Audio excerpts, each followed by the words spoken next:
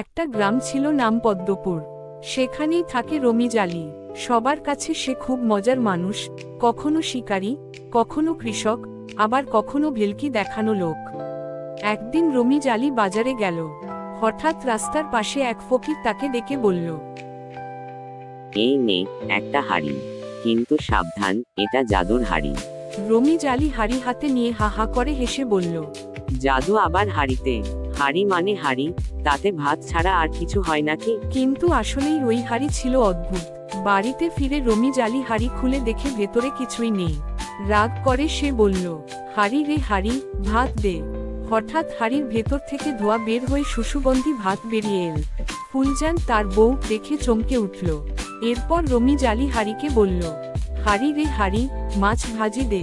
মুহূর্তের মধ্যে মাছ ভাজি হাজির। গ্রামের সবাই খবর পেয়ে ভিড় জমালো।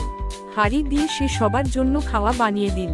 গ্রামের লোকেরা খুব খুশি, কিন্তু পাশের গ্রামের লোভী মুন্সি খবর পেয়ে গেল। সে রাতে চুপিসারে এসে হাড়ি চুরি করে নিল। মুন্সি হাড়ি নিয়ে বাড়ি গিয়ে বলল, হাড়ি রে হাড়ি, সোনার গহনা দে। কিন্তু হঠাৎ হাড়ি থেকে বের হলো বড় বড় পাকা লাঠি। লাঠিগুলো মুন্সির গায়ে এমন পেটাতে লাগলো যে সে চিৎকার করতে লাগলো, বাঁচাও বাঁচাও। শেষে লজ্জায় মুন্সি হাড়ি ফিরিয়ে দিল রমিজ আলীর কাছে। রমিজ আলী হাসি দিয়ে বলল, লোভ করলে হাড়ি লাঠি বানায়, কিন্তু ভালো কাজে লাগালে হাড়ি খুশি হয়ে ভাত মাছ দেয়।